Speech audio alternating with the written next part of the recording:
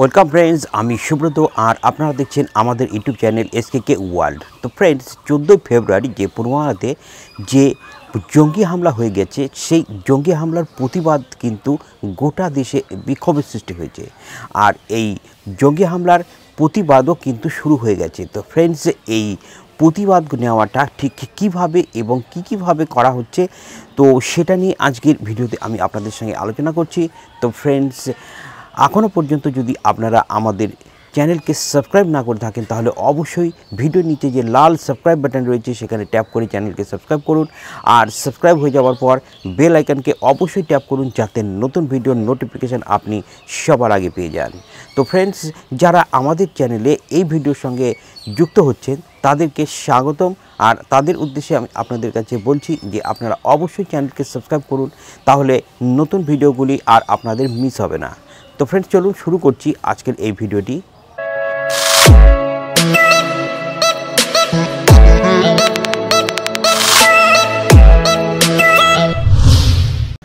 তো ফ্রেন্ডস, 14 ফেব্রুয়ারি 2019-এ যে পুলওয়ামা কাণ্ডে যে জঙ্গি হামলাটি হয়েছিল, তার প্রতিবাদে ভারতবর্ষের তরফ থেকে খুব ভালো ভালো সিদ্ধান্ত নেওয়া হয়েছে। আর সেই সিদ্ধান্তগুলি হলো, যেমন পাকিস্তানের সিঙ্গারদেরকে ব্যান করে দেওয়া, এছাড়াও পাকিস্তানের গায়কদেরকে ব্যান করে দেওয়া হয়েছে, হুরিয়াত নেতাদের প্রোটেকশন উঠিয়ে নেওয়া হয়েছে।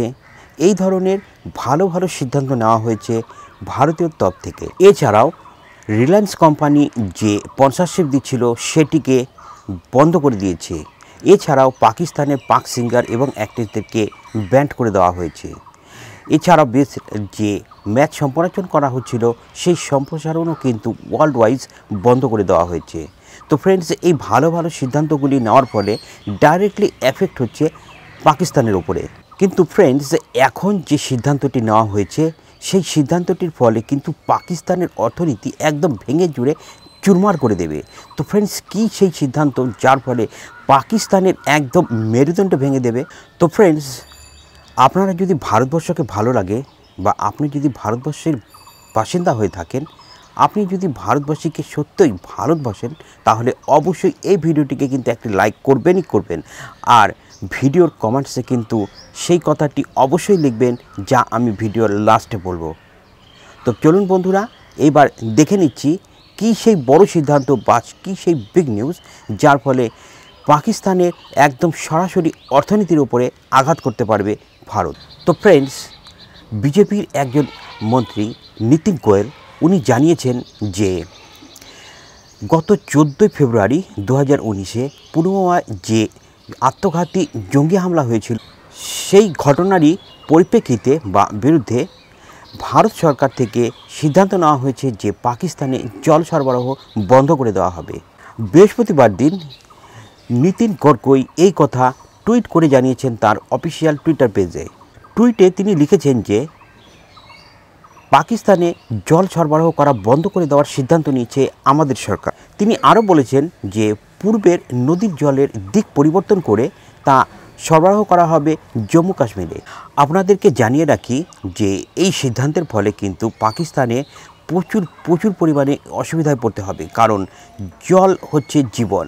আপনি যদি এক গ্লাস জল না খান সারাদিনে, তাহলে আপনার অবস্থাটা কি হয়? ঠিক সেই রকমই জল যদি না পায়, তাহলে হবে না চাষবাস, না চলবে কোনো কারখানা, না হবে আর অন্য কিছু। তাই জল সরবরাহ যদি বন্ধ করে দেওয়া হয়, তাহলে শুধু পাকিস্তানের অর্থনৈতিক ভেঙেই পড়বে তা নয়, সেখানকার মানুষজনও ভীষণ কষ্টের মধ্যে পড়তে হতে পারবে। তো সেই জন্যই আমি আপনাদেরকে বলছিলাম যে ভারত সরকার গত 75 বছর মধ্যে এই প্রথম এত বড় একটি সিদ্ধান্ত নিল পাকিস্তানের বিরুদ্ধে।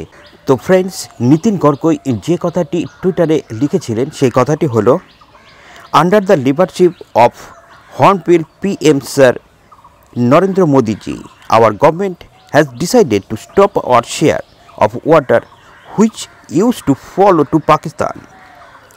We will divert water from Eastern River and supply it to our people in Jammu and Kashmir and Punjab.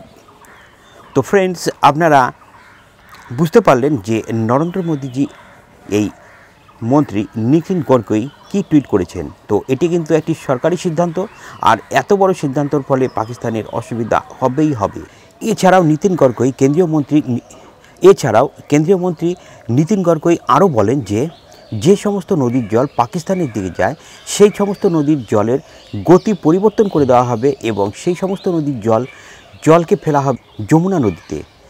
তো বন্ধুরা, এইভাবে যদি পাকিস্তানের ওপরে চাপ বাড়ানো যায় আর এইভাবে যদি পাকিস্তানের ওপরে চাপ সৃষ্টি করতে থাকে অর্থনৈতিক দিক থেকে, তাহলে পাকিস্তানের অর্থনীতি তো এমনিতেই খারাপ, তার উপরে যদি এইভাবে অর্থনৈতিক চাপ দেওয়া যায় তাহলে পাকিস্তানের অর্থনীতি কিন্তু একদম ভেঙে পড়বে।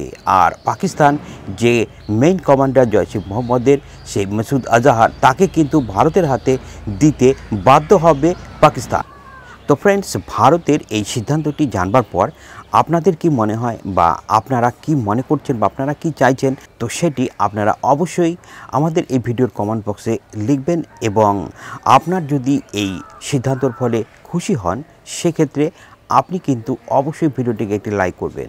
তো ফ্রেন্ডস, আজ এই পর্যন্তই, দেখা হচ্ছে আপনাদের সঙ্গে পরের ভিডিওতে। আর ততক্ষণের জন্য জয় হিন্দ, বন্দে মাতারাম।